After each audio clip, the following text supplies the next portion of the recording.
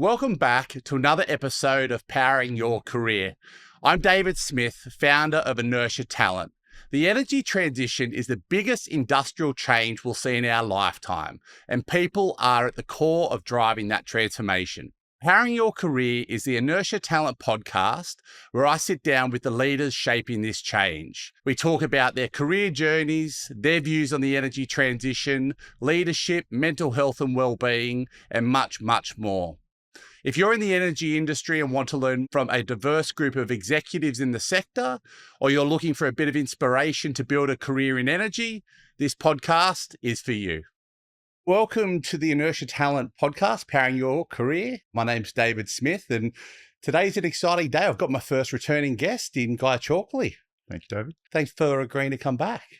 Obviously, the first one wasn't too bad. We're still going, and that's the thing I was laughing about. I think I introduced last time as the inaugural episode of Powering Your Career. We're having a chuckle that it might be the last, but I suppose since then, it's a bit of a proud moment. We've had 20 podcasts, a whole lot of great guests, 3,500 downloads, watches, engagements, and a whole lot of positive feedback. So it's been a great start. Yeah, really good journey, meeting a whole lot of really interesting people, but your episode's still the number one watched and listened. So well done, and looking forward to doing it all over again and having a great chat today. Thank you. I always ask my guests to introduce themselves in their own words. And last time you did that as Guy Chalkley back end of December 2024. Who's Guy Chalkley as we sit here in early 2026? He's pretty relaxed in 2026 at the moment. So, yeah, I'm sort of coming to the end of the tenure at Endeavour Energy. So that's sort of 6 years. You know, it's an interesting sort of conclusion to come to. So it's been in your mind for a long time. You've done a lot. You probably always moved around a lot. And I think I got to a stage where I'd been there 6 years coming up, and I thought it was time for a change. And I was actually deliberate. I didn't want to look for another job. I just knew I wanted to change and was sort of comfortable with that sort of uncertainty, what that might be. I think hitting 60 was big for me. I think people talk about your milestones of 30 and 40 and 50. I think, it's, people say sort of time goes quicker when you get older. I mean, clearly it doesn't, but time going quickly when you're 20 doesn't matter. Time going quickly when you're 30 sort of doesn't matter. And then you start to realize, no, it actually does matter. Like it does matter. And I think you sort of look ahead and you say, if everything goes well, you've got a really good decade to come. Like that's what you've got. And so you've got to make the most of it. And you're in the most comfortable, hopefully, position that you can make those decisions. So if you don't do it, then you're going to blink, you'll be 65 and you're going to, what have I done? Like, where did that go? So yeah, it was time. So yeah, I'm relaxed. I'm glad that it's out in the sense that, because you obviously internally, it's been happening. And so you got to put a face on that's genuine and honest, but you also know what you're doing. And so it's really nice when it happens, because it's like, now you can relax a bit more. I asked all my guests 3 ice-breaking questions, which we did last time. One of those was one of the best answers I've had on the podcast around what do you want to be at school? And you said Hong Kong police officer. I've mixed up 3 different questions to get to know you a little bit more. So 3 quick ice-breaking questions. Outside of the obvious big family milestones, what's one day you'll never forget for all the right reasons? Some of them can be sort of really unfortunate, and they look like they could be bad. But I mean, the one that sticks in my mind now is, it's interesting. So this is literally the 2nd year anniversary of my brain seizure. So, and interestingly, it doesn't stick in my mind, jokingly, because I can't remember anything about it. But I literally don't remember anything about it. But I think it does sort of jolt you, define you, gives you an opportunity to sort of think you've been pretty lucky. So yeah, that's recent, but that's good that it's recent, because things do keep happening all the way through your life. What was good 50, years ago is different to what was 30 years ago. So yeah, I think that is front and foremost, and also defines where you want to go next, sort of thing, because you've sort of been given a chance. So yeah, that happened literally on the weekend of the men's open final. So I never got to the final because I ended up being in hospital. You were saying you went for the run. I had a run the day before. Everything was all normal. And it's interesting because the photos are popping up on your iPhone now of the 4 hours before, when you thought I looked pretty normal. And clearly you wasn't. And so yeah, there's things like that, and so that's sort of, but it does define you, because you sort of go through something like that, and you hope you react to it with the right values in terms of the way people have got to look after you, and you obey the advice, and you do it with a bit of a smile and all the rest of it. And so you don't know till it happens whether you will. And so it's nice then if you feel that's the way you did approach it. How is the health? I've been seeing you at the gym and been seeing you over the last little while. Health back on track and No, really feeling good. better? Yeah, great. Yeah. It's interesting. I mean, you've done a lot of sport most of your life. You've always liked the gym. I joke now because I used to sort of do, if I do indoor rowing and, and you'd give it a pretty good go, and you always sort of checked whether your time was good. And I still check whether my time was good, but I now sort of preface it with, is it good for a 60-year-old? Which is sort of like, you have to accept that you can't hit the times that you did when you were 30, but like it's still good and it still keeps you healthy. And I think it also, when something does go wrong, which it will do in most of people's life, I think how strong you are, both body and mind, is probably how well you'll get through it. So yeah, I think that definitely does play out. What's a very Guy Chalkley quirk or habit that you've had for years? Well, quirks or habits, you have to ask other people, don't you, for things like that. I'm not very obedient in the sense I don't take rules very well, and so that can, on one side frustrate people, on other sides it can make people smile. So you probably always challenge the norm a bit, but conscious that that's not good for certain people, but it still can't stop me. I can't stop doing it. And so maybe that's a bit of difference that has helped me in my career, because you're not always going to be the most intelligent in the room. You've all got different things to bring, but you've got to bring something that's a bit different, hasn't it, to be sort of noticed and accepted. When we recorded the podcast last time, I didn't ask much further about what you said, but you spoke about London in the 80s as being an incredible chapter of your life. What made that period so memorable for you? People talk about the pace of change that's happening now in life, in different sort of sectors that you work in. 80s was a big change era as well. That sort of big bang, thing that people talk about was probably the 80s, that sort of leap from, manual to computers to that was playing out. Financial systems were being, computerized in a big way. So the change was massive. The way people had worked in an office was rapidly changing. And then if you overlay London and the UK at the time, the UK started, Thatcher got in 79. Thatcher got in on the back of like a pretty dour, few years where, your parents probably were having on a short day week or were unemployed. And so there was this bit of hope and happiness, in a different way. The sport was good, the music was good. Yeah. There was a lot of change going on, and it was. People looked, and if you looked at the cities of the world, and sometimes they don't change that much, but you'd have probably gone New York, London was the two places people wanted to be in the 80s. And maybe it doesn't change too much, but it's evolved. Yeah. There's more cities now that people want to go to. And I was fortunate. I sort of started my working career in that environment, and luckily in the 90s I lived in New York. So you sort of did it. And you mentioned the music. I would imagine a whole lot of different bands, concerts, and things you went through.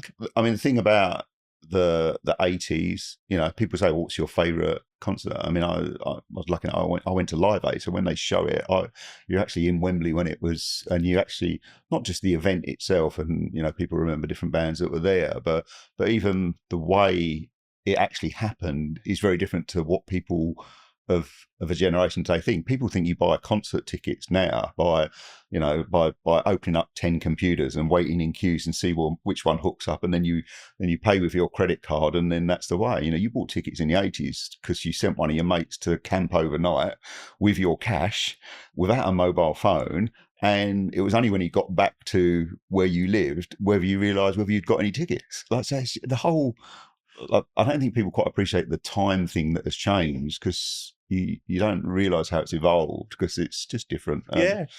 Funnily enough, I'm reading the Phil Collins from Genesis book at the moment, and he talks about Live Aid being at both locations, jumping on a Concorde and flying from one to the other, and then obviously the struggle with doing that. But so Concorde was because you travelled in it in the 90s, and so Concorde basically used to take off at Heathrow at 11 in the morning, used to land at 7:30 at night. So basically, because of the 5-hour time difference, you could literally take the 11 o'clock flight from London, and you'd actually arrive in New York 3 hours before you took off. and so like people don't appreciate Yeah. again, like you're talking a 3-hour flight to New York. And So this is like in the 80s, and I think that's what he said at the time. that's It's the like, 80s. the coordination and the streaming, or not even streaming, the telecast of that globally at the time. So I saw Phil Collins in the 80s in a place called Nebworth, which is a sort of a country estate type, outside of London, with Genesis. He was one of you always remember stories. You can sort of join things with stories. The British are very stiff, obviously. Like, we don't dance, like you're conscious of like somebody else looking at you. And so he's very aware, and it's a massive audience. You're probably talking, it was 100,000 audience in this sort of field. And he did the best bit of reverse psychology I've ever seen at the time. And so basically he said, I want everyone to look to their left, and I want you to look at the person who's not dancing.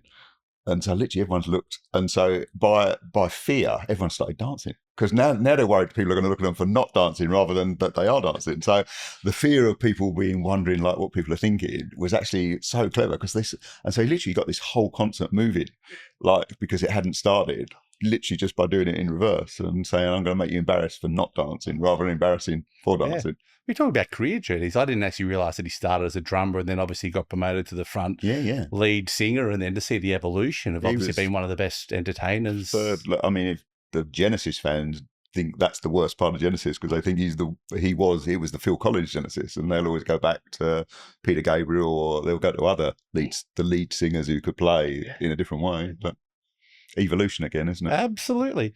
So we could probably talk about music or podcasts, but as you said earlier, you recently announced that you're leaving Endeavour Energy after 6 years and heading into a new chapter.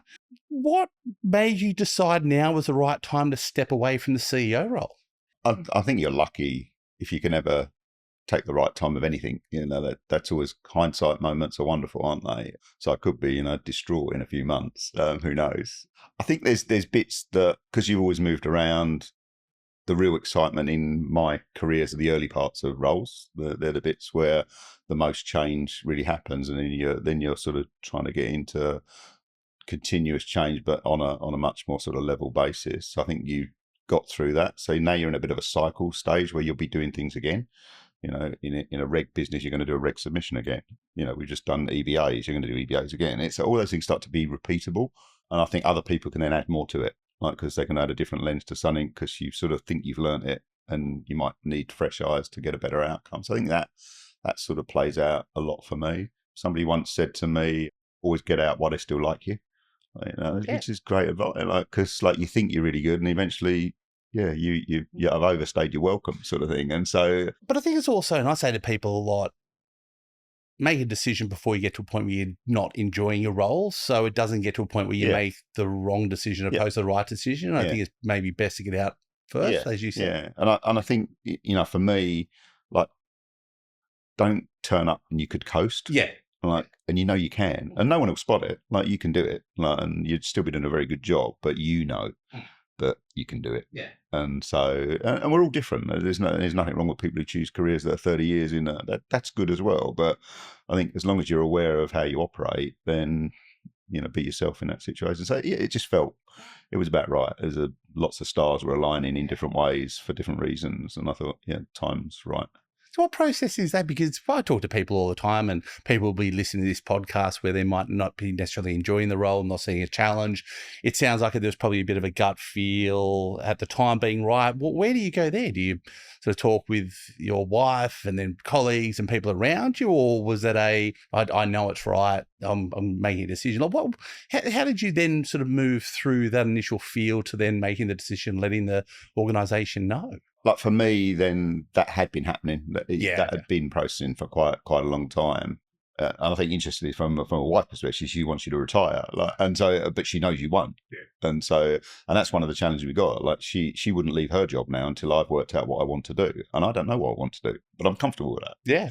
And I said, maybe nothing will happen. I don't know, but I'm comfortable with that as well. And I say, it's that bit of advice you've given other people through their careers, where you took. Take opportunities, don't overthink them. What's the worst that can happen? You didn't like it, you'll get something else. So I've always been comfortable in that space, but I'm realize that not everyone is. Yeah. We're all different in our own ways. It's funny, I've been in jobs before where I've stayed too long. I sort of know now I stood too long, and I even like the awareness of how I operated. Look, you're sort of a positive individual. You're pretty sarcastic. I know I'm a very sarcastic individual. Maybe that's my London in me, but sarcasm's a really interesting one because sarcasm can be very funny or it can be very cynical and spiteful. I know when I'm not happy, my sarcasm gets cynical and spiteful, not just, good sarcasm. I also know when I'm doing it, other people might not quite realize it, but I know I'm doing it. And so that used to be I've stayed too long, because now you're not getting bitter and twisted, but like you're the way you operate, your sarcasm's changed. And so there's ways, like you become aware of when it's time's right. And I say this is a nice one because I've never got to that stage, but I know I need a change. I do want to change, and maybe it's because of my age, maybe I don't know, but I know I need a change. So does that mean Parramatta's going to lose you back to WA, or is that still to be decided? Again, I really don't know what I want to do. I think that's, I think, whatever you do, you're going to commit to. So whatever you do, you put everything into it, and that's going to take a lot out of you as you do it. So it's got to be the right role. And maybe now you've got more time to say, I need to wait to get the right role, and be honest that the right role might not be there. And if it isn't there, it's not there, sort of thing. I think in terms of location, I've sort of, I've got lots of contacts and friends in Europe. I've made some fabulous friends in Sydney, and I've got lots of sort of friends in Perth. So logically, if you put a pin in a map, you'd go Perth, but not because it's Perth. I'm actually going to go, because if I'm in Perth, I've only got to travel 5 hours to get to Sydney, and I'm 5 hours nearer to Europe. If I'm sitting in Sydney, I've got to travel 5 hours to Perth, and I've still got to travel to Europe. And so it's amazing what 5 hours does when you're traveling.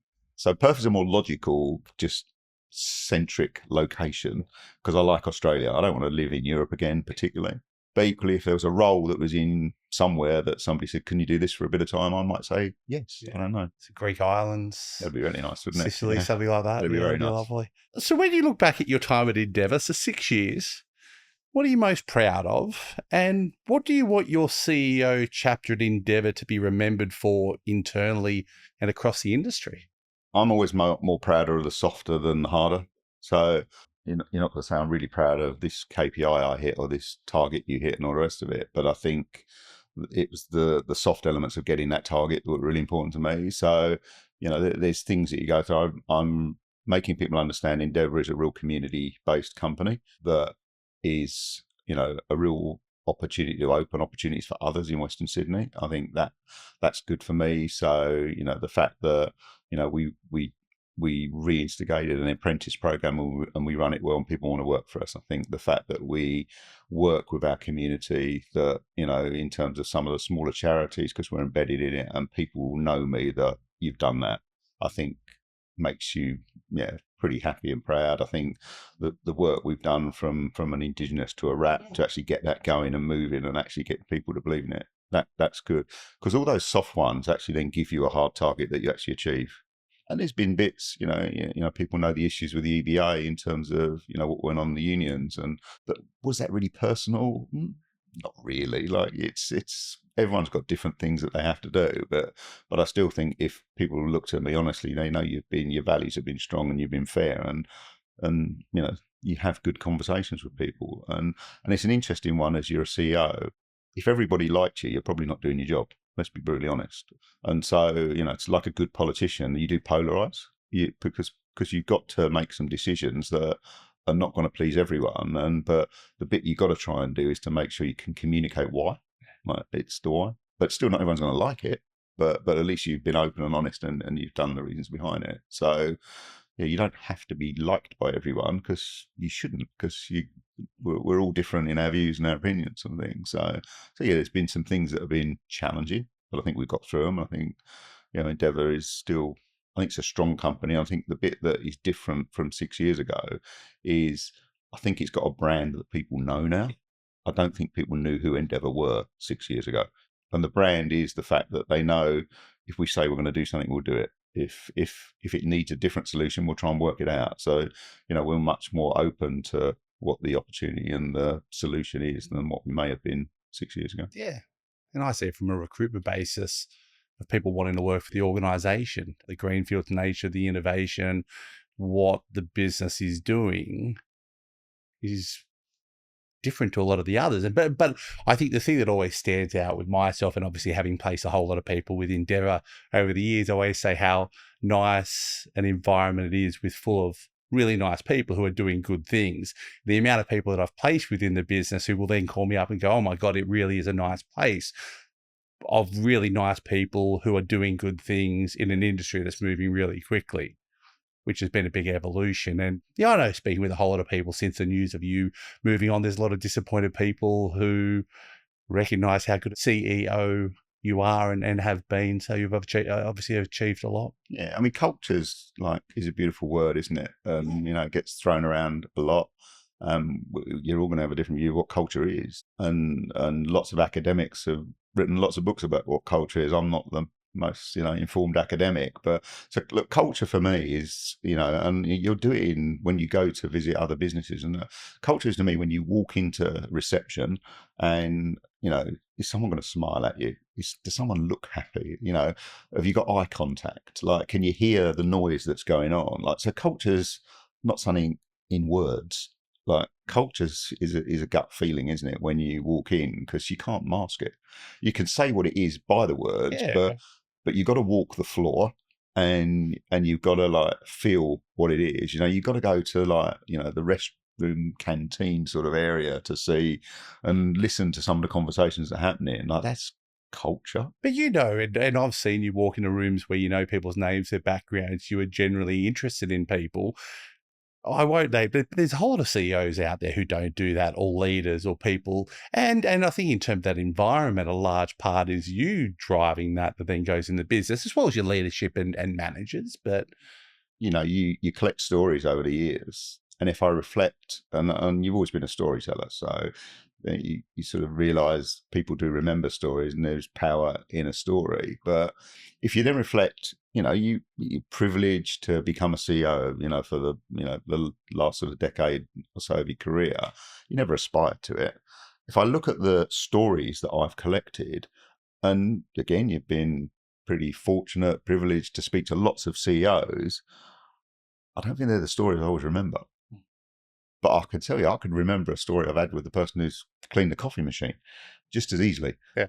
And could apply it better maybe to a situation that I can help someone and mentor someone going forward, sort of thing. So don't think that all your best conversations are hierarchical. And I think that was something you were taught very early when you were sort of growing up, that there's people that are going to be smarter than you, cleverer than you, and all the rest of it, but they're not better than you.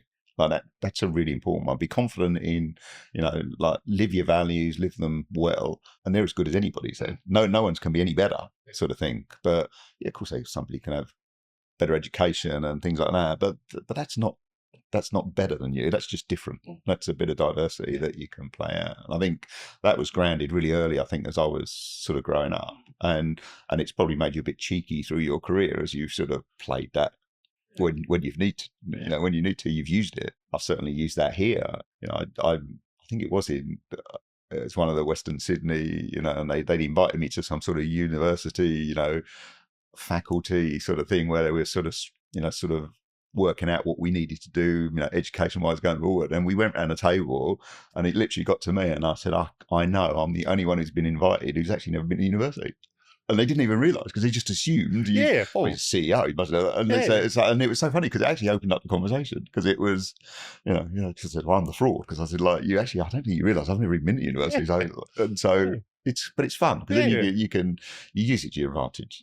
Oh, and I remember obviously the first podcast you talking about people presuming that you'd gone to UK university, or they perceive as CEO something very, very different. Yeah. So in March, you're handing over to Danny Cooper, who's coming in as a CEO. In a business like Endeavour, what does a good CEO handover look like? And what do you want to make sure that is locked in, like in terms of priorities, people, rhythm, before you step away? I think they're all different for me in terms of, because I've been handed over different jobs, and I think I think you do the bit where you work out what each of you want. So I think you're really conscious when you've been a CEO and then there's a handover. You've gone, like, in the sense that, because you can't tread on someone's toes, and so you can offer advice and counsel, but it can be completely ignored. So don't get upset about it, and it can be completely different to what you've done for 6 years. So you sort of get over yourself and move on. So you're sort of in the hands, I think, of the incoming person to say, what do they want? And that could be nothing, or that could be a lot. And so because we're all different. I mean, I prefer to have very little handover. That's where I've been, because I think you'll find out what you find out.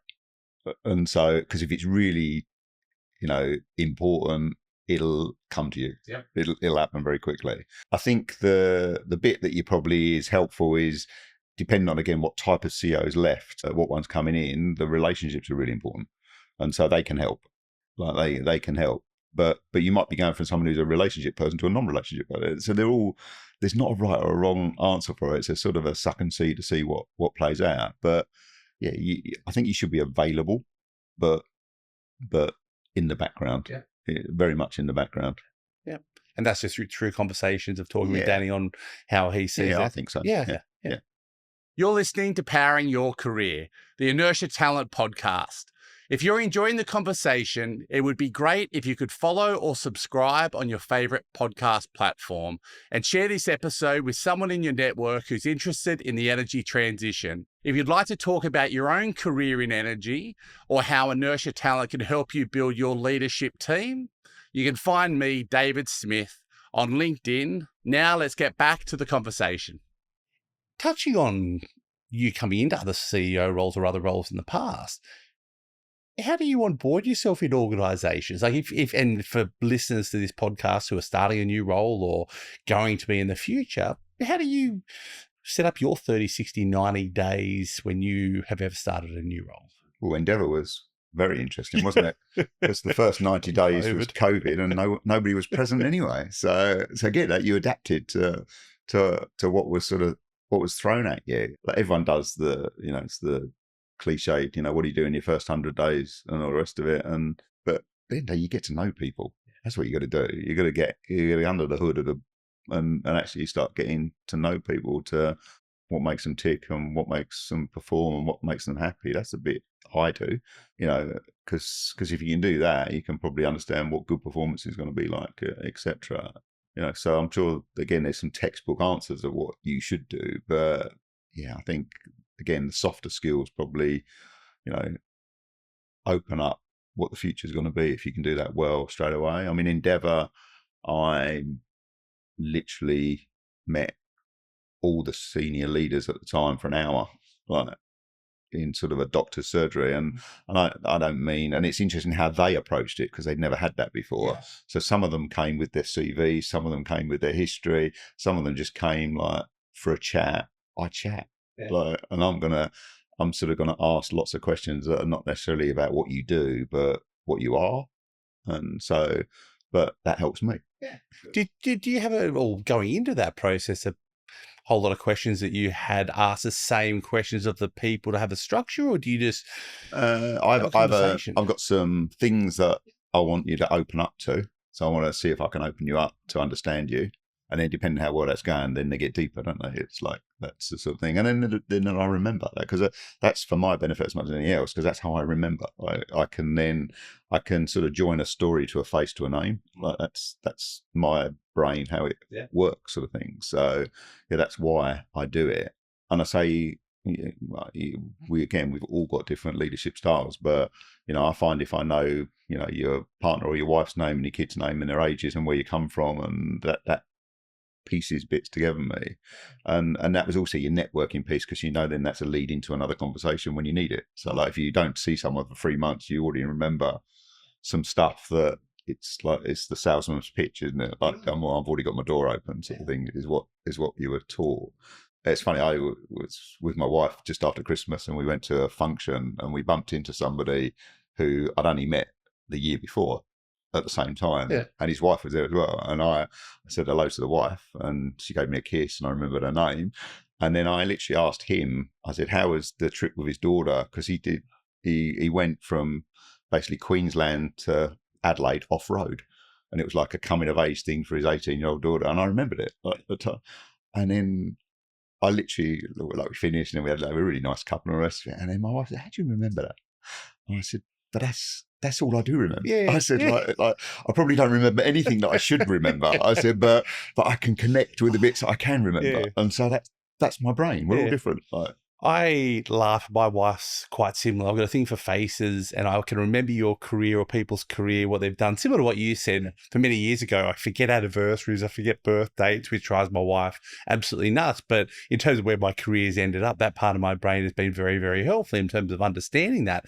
Last week, I recorded a podcast with a mental health and psychology expert, a guy called Mitch Wallace, and he sort of talks about the importance of connection for people to be comfortable in the workplace. And that sort of attitude of a CEO or a leader engaging, understanding from a staff member means the world to them, but also helps, and you mentioned earlier around the culture, helps you build culture, helps you engage with staff, yes, from a caring perspective, but also helps those people you're engaging with, and also makes them feel good when people obviously remember. but it's even this, my first interaction with a human this morning after my wife was like, you're sort of walking to work, and there was an old fellow with a dog. Yeah. And he was on quite one of those sort of long leads that extends, and then it's come up to like sniff me, and I've just smiled, and then I've said hello to the old fella, and it was as though he was shocked someone said hello to him, and he went, hello. And so it's just like, so you've made, both of you have been happy. Like, Yeah. and it was just a simple comment, because most people just walk past with their head down and like don't do anything. Yeah. It's amazing how surprised people are.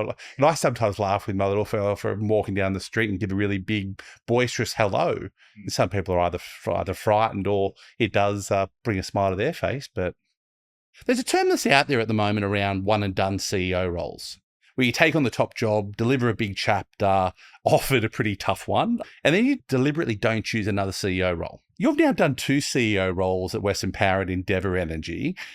How are you thinking about what's next for you career-wise? And I know we sort of touched on this a little bit before. Do you see another CEO chapter in you, or do you think the next chapter looks different? Possibly. Yeah. Okay. To both sides, really. Again, I think if the right offer was there, you'd definitely possibly do a CEO role. But if it's not there, but it'd have to be the right one. Yeah. Like, I think you get a bit more picky and choosy as you sort of get older. Maybe that's the case. So you sort of know what you like. The flip side is then, do you do something else? I think there's elements. Look, the CEO is the best job in the world. Like, and for CEOs to complain, then look, think about the ones who aren't the CEO, because you get to choose what you do.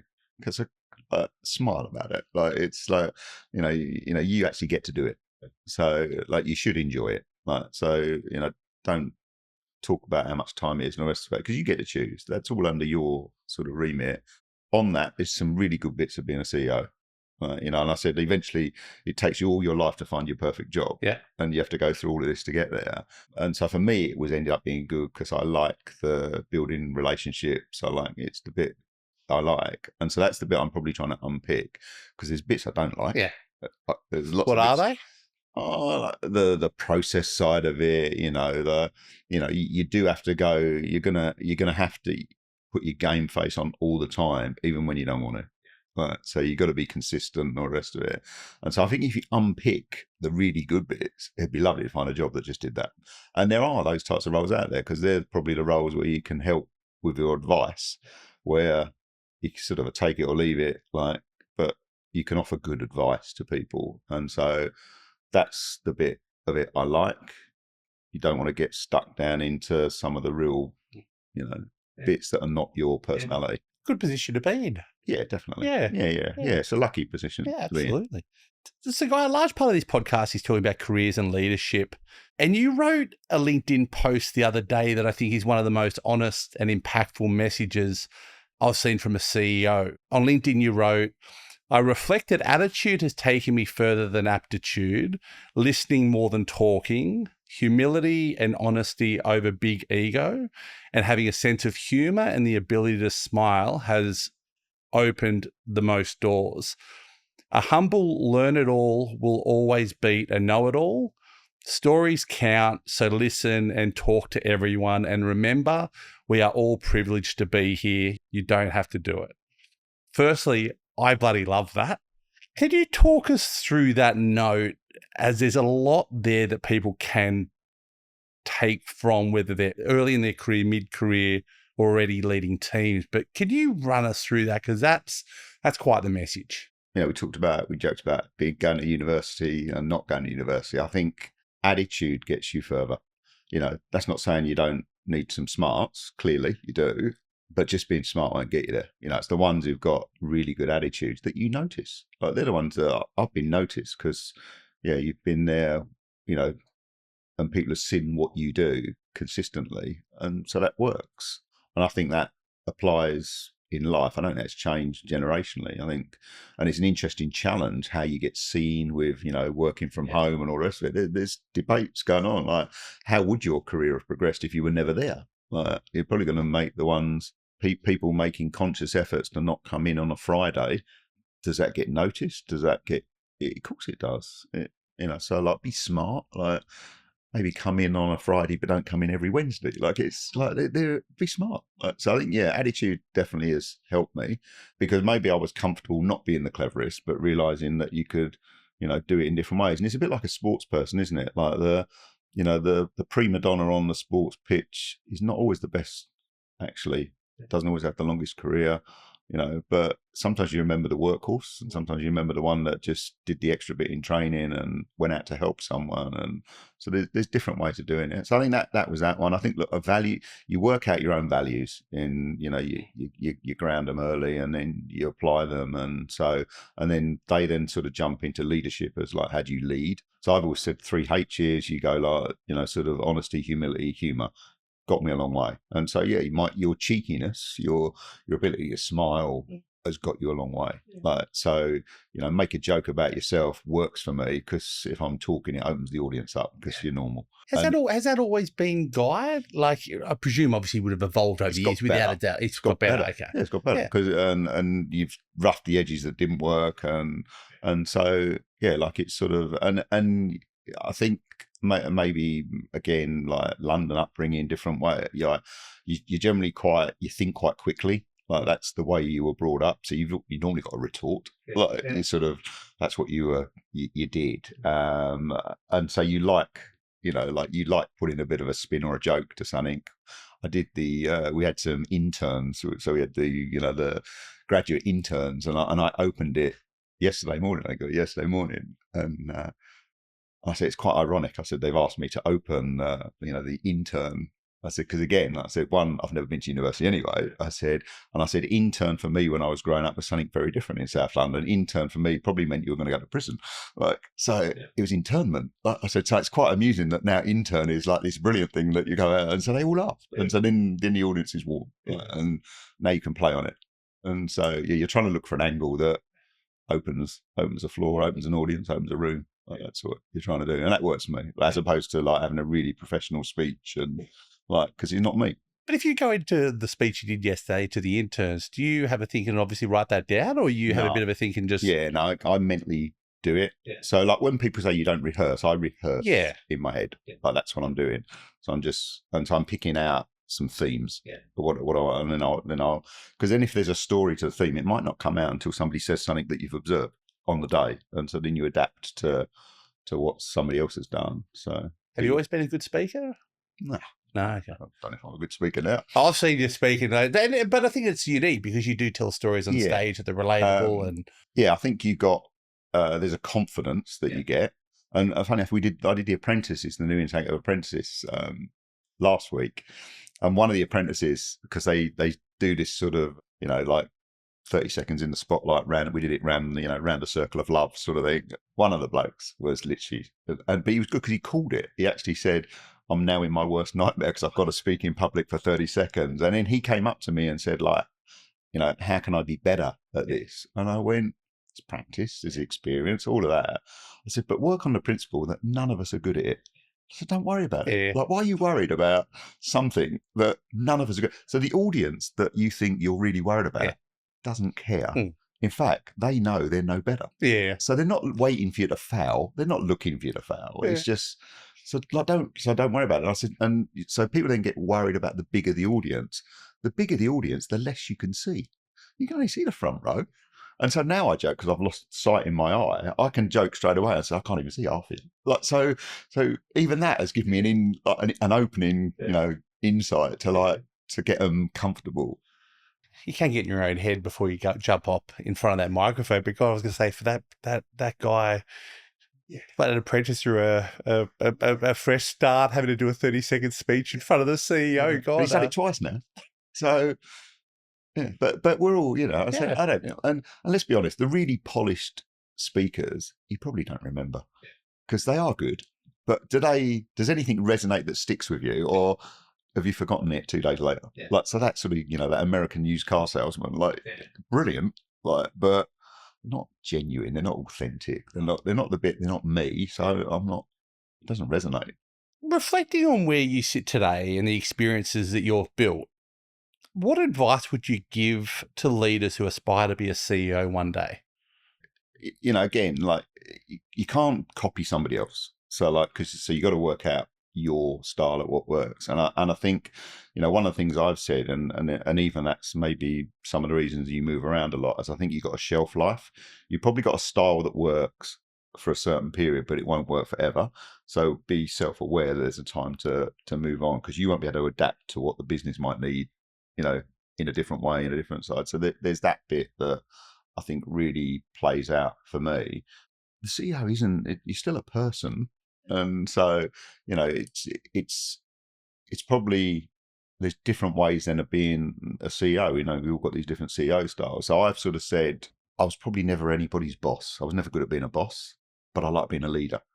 So what does that mean? That probably means I'm never going to tell you what to do, but I'm going to lead you there. Yeah. But I'm going to give you enough of what I think should be, but I actually want you to work it out. Yeah. So I don't like being a boss. I don't like saying this is what you've got to do. Yeah. I want it done by this day, and I've never been good at that. But people get promoted; they become they become a boss, and they start hammering people with things to do. But I think one of the other guests, Werther Esposito, said, there's a big difference between being a boss and being a leader. But you can have a CEO as a leader, because that's what they're doing. They're directing you somewhere, but. Yeah, it's a pretty bad place if the only one who's making the decisions is the CEO. Yeah. And it probably won't be the right decision at some stage, right? So, because, and a group of people is probably going to make a better decision than you on your own to think. So you sort of got to work out what your style is. And then, it's probably then working out the company you're going to, what's their values, how do they operate, what do they need? Do you match, do you think, with your style, what they might need? So be honest with yourself. Because you could be a really good CEO, but you could be at the wrong company. So there's lots of things, and there'll be companies where my style does not work. I can assure you, it would not work in certain environments and certain sectors, maybe. So be honest with that. But I think if you just you gradually, I say, you're a good human with good values that then gets good leadership skills, that you probably will become. There's more CEOs without the title than you think. There's people who. Run things in the community are far better CEOs than I'll ever be. It's, there's different ways for doing it. What advice would you give to someone aiming to be in a C-suite today then? And then obviously some of that advice will come. And I suppose what advice would you give them that might genuinely surprise them based on your experience? I think one of the ones that maybe because I'm inquisitive or nosy, whatever way you look at it, but you're in a function with a skill set, and then you think that makes you the CEO of that function. Good execs are people who know businesses end to end, and so just because you're finance doesn't mean you shouldn't know everything from delivery to ops to dollars, all the way through. Just because you're a lawyer, just because you're a safety expert or whatever. So be really inquisitive, because you should be able to offer something. Because once you get to an exec, you're not a functional leader. You're actually running the business. And so I think that's the bit maybe people don't realise, that transition, that they've been, they could have a very big team leading asset management or finance, or whatever it could be, but you've got to be able to put the whole jigsaw together now. And I think that's the jump people don't quite see. So have an interest in the business, not just what you think you were trained to do, or where you've come from. And that's probably, if you want to aspire to be an exec, you're not going to be a bad exec if you've just gone up this sort of vertical sort of ladder to get there. But I reckon you'll be a better exec if you've gone left and right and picked up core skills across all ones, because you've sort of walked in other people's shoes and you've seen the pain and the joy and all the other sort of aspects of it, and you can add something because you've done it and you've got your hands dirty and you've sort of seen it. So take those opportunities before you get to the exec that might be a sideways move, that might be maybe not on the day you do it, but maybe in 2 years' time it starts to join. And so don't be too ambitious because I think you can still be an exec, but I don't think you're going to be the best. Yeah. And that's the thing through this podcast, meeting people with differing backgrounds, and it's the lawyer who's then gone into corporate finance, who's then got themselves out of their comfort zone in a totally different space. But I think the other thing that's come through the podcast is, you could be the best engineer or accountant, but as soon as you go into a leadership role, your role has totally changed. It is about the people underneath you, and you could be the best accountant in the world, but at that point in time, a lot of the job is about leading those people, developing those people, and caring for those people. And again, that's a hard human thing for people to really grapple with, isn't it? That, your ego is then really struggles because you've got to work out you're not the cleverest anymore.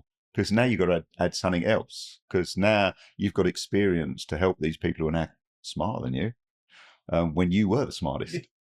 Don't think because you're the exec you're the smartest. Now you actually got to build a team.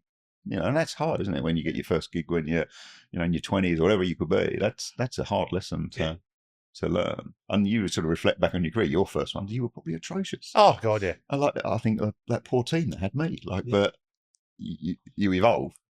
I look back at my first management role, I was very much the boss, opposed to the leader. And I think my style now is very much leading from the front and taking people on the journey. And I don't know, that comes with age, experience. Yeah, I'm with you. My first management gig, I feel sorry for anyone who reported into me at the time. Looking back, what's one leadership lesson that took you the longest to learn? Probably flip it a bit the other way. I'm still eternally grateful for some of the people who gave me an opportunity because you are quite quirky. And so you were a pain to deal with at times. Again, I think then what was the hardest thing? It was probably to bite your tongue at times. Fight the battle, not the war. You want to win the war. Let some battles go. Like, it's just let them go. Like, so take some of the emotion out because you're an emotional person. And so if the emotion was then something you thought was wrong to people, you'd fight it too much. And in the end, you thought, I can still fight it, but I can play a long game on this. Like, I'll get there. And so again, work out the relationships that get you to where you want to get to, start putting the building blocks and the jigsaw together, sort of thing. But I think probably a bit too impetuous, bit too, So jumping in and a bit of a know it, you know it all because you're right, because it's a values piece, and I'm right and you're wrong. So I think those types of ones, I think taking a bit of time, taking a bit of time to reflect, working out a better strategy. I think that took me longer. I think my 20s were very different personality wise to then mid 30s someone said to me, well, speak less, listen more. And it's one of those ones of like, if you're in a meeting, it's very easy to jump in, but it makes a lot of difference to sort of sit back, listen, take it in. It's a bit like the one, like, the person who always asks the first question. But what does that mean? That means they haven't listened because they've already got their question.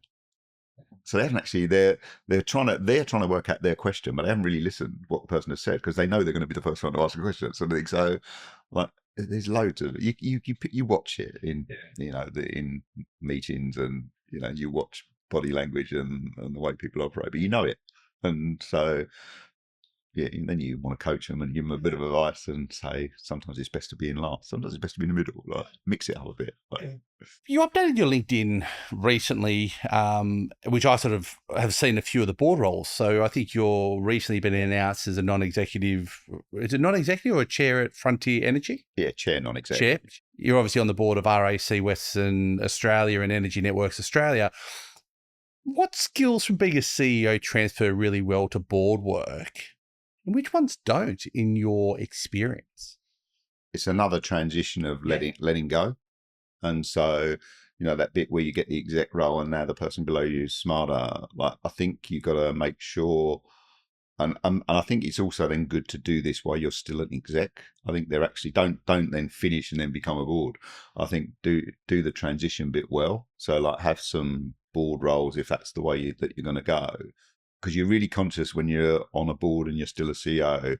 You don't want the board to be the shadow CEO or the shadow finance director or the shadow, and there's a tendency to sort of get there because they've done it, and so you're sort of offering counsel and advice, but it might not be taken. And so that use your experience to sort of do that, and don't just be governance. Don't just do the tick in the box bit, like add the value that, so do the ones that sort of add value, but it is different. It's and again, that's hard for some people because generally if you look at a board, that's going to be a lot of big egos. That's a lot of big egos. And then, so I try to put myself in the shoes of the CEO or the execs that's coming in, because you're there and go, you're trying to help, and so they'll be like, so you'll get a board and say, I need this report. And I'm thinking, if the business doesn't need that report, why does the board need it? Like, what is there something we've genuinely missed, or am I just doing it? And so then I've had that recently. I said, like, don't just do it because we've asked for it. Like, challenge us. Like, or if you already do it and we're not showing it to us, maybe do it that way. Like, but don't. If all you're doing is creating something for the board, it's probably wrong. It's probably wrong. So, because that's just the way they want to operate, but it's not helping you, it's not helping the business. So, like, I tried, probably at the moment, I'm somewhere in the peacemaker core, because you feel, you want a good outcome, but you don't want to step on toes because you're not there day to day. It's someone else who's running the business. And so that there's a classic thing, isn't it? Owning a business is different to running a business.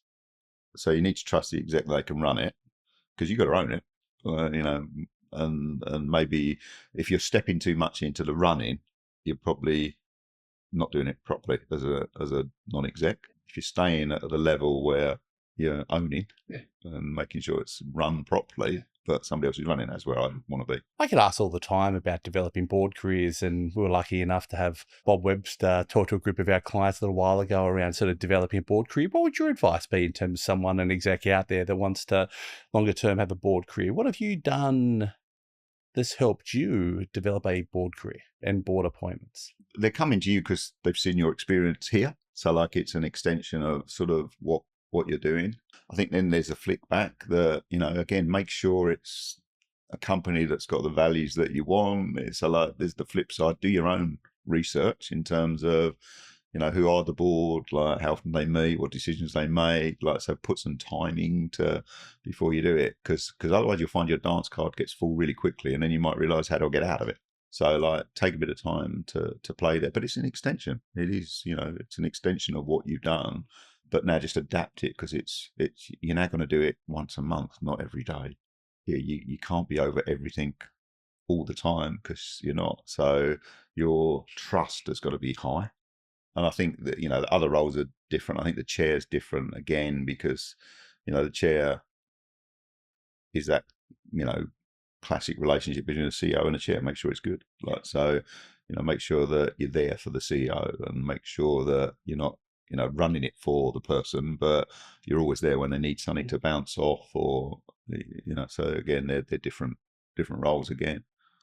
But yeah, I think if that's the chosen path, they'll come to you. Now you better choose the right ones. Yeah. And so it's doing your research in terms of choosing what's the right board, what's the wrong relationship. And as you said, sense checking it. Yeah. And because I think then it's your portfolio, because you've gone from doing a job, but now you might have a basket of jobs. And so then what do you want out of it? So I sort of say, then I want diversity. I want to learn different things. Like I can offer experience generically, but I actually might want to learn about a sector, or I might want to do something because it's fun, or it's so there's all different ones that you choose then yourself, isn't it? I think the charity one's a really interesting one, because they'll love your experience and they'll want you, and it's a great thing to do. Make sure you're passionate about it. Like, don't just join a charity. Join a charity that actually ticks your boxes because you've got passion about it. So, if you've not had a felt experience for what that charity's for, it's probably not the right thing for you. If you've actually got something that connects, do it. Like, so, and if it's something again, if you're passionate about, the homeless or adolescent, teenager, or whatever, then do it. but don't do something that maybe isn't your connection, even though it's a really good thing to do, because your heart's not really there the way the owners or the ones who formed it will be. Yeah. It's so cool how often passion has come up through these conversations about people and careers. Let's briefly talk about energy. Now that you've announced you're moving on, what message do you have for the industry? And what do you want leaders across the ecosystem, so networks, developers, regulators, investors, and operators, to keep front of mind over the next few years? I mean, it's. I do smile because I've only been in energy since I've been in Australia. So it's like, people go, "Oh, like he's an expert." Like he's just sat in it, like while it's playing out, and he's probably got an opinion, which is sometimes good. You have held two pretty big roles in the Australian network, though. Sometimes good, sometimes bad to have an opinion. Look, I think if you look what's happened and what is happening, sometimes people are blasé about the change that's really undergone, and then they complain that it's slow or fast or costs too much and doesn't. And so if you take a step back in what's happened in the 15 years that I've been in Australia, and certainly more so in the last, more recent years, this sector's been spun on its head, and sort of spat out. You've gone from this thing that was pretty static for, many, many years, like where the solutions were known and that's the way you did it. And in a very short time, you've gone through this spin of taking fossil fuel out to go to renewables, realizing that you need more transmission lines, realizing that you don't need gas, but now you do need gas. Watching a customer appear from nowhere who's now a generator, watching a customer appear from nowhere who now generates and stores, watching data, which was never even considered a value, but it should have been, but it never was. Data centers as a sector come from nowhere. Like you wouldn't especially even, Western Sydney, you wouldn't have even talked about it 5 years ago, probably. And so there's some monumental things that have happened, and you won't get it right. And that's probably the fundamental thing, is that you will not be right, but you've got to do something. And so, I've sort of said through my sort of advice, don't worry that you're not right. But make decisions and move, because I'd rather have made a decision and moved than worried about finding perfection. And by the time you got there, it wouldn't be perfect anyway. So I think the cultural change in the sector is to be really brave enough to make the change. I think you got to, collaboration's a beautiful word that they've bandied around a lot as though it's really easy to do. People have all got different interests. Let's be brutally honest about it. They've all got, things to protect and things that they want. So collaboration is a really interesting one that if, you unpick it, it's been around for a few thousand years. The reason you still talk about it, it's really difficult to do because everyone's got their own interests, sort of thing. And so you don't just, collaboration isn't having a conversation with someone. Collaboration is building long-term relationships and building trust. And so you've got to lean into to do that. But I think, again, you've got to work together. Don't moan at the regulator because they've not done it. Regulation works in periods of very little change, because it sort of backward looks to get to forward numbers. And so if you then throw in that things are changing when nobody knows what the answer is, that's hard to regulate. So work with them and help them to get there. Same with governments and legislation, work with them but help them, because I think there's enough out there for everybody. If you want to do that, which again, I think if you do that, that's a great outcome for customer and community. So again, maybe you are one of those customers, you are that community, maybe put yourselves in those shoes and you might get a sort of a better outcome. I think a lot has happened. There's a lot still to happen. And I think the thing is, you don't know what the answer is yet. I think we've got to a better place now than what I would say it was 5 years ago, where, what was the answer? The answer 5 years ago, was coal and gas goes and it's all going to be renewables. And then the next one was you need lots of transmission lines. I think now people have worked out that you'll probably have coal for a little bit longer. I think you definitely have gas because you're going to need it. You're going to need distribution and transmission, and the customer's going to help you if you actually work it out, because they've already started to generate and store themselves. So now there's a number of things that can actually work to sort of get that through. But yeah. work together to sort of get there. It's quite the transformation. I think, as someone has previously said, it's the biggest industrial transformation of our lifetime. And Yeah. it's starting. It's good that there's momentum, but obviously a whole lot of momentum and work still to do. It's always good because you live in your own lifetime, and we talk about the amount of change and how fast it is now.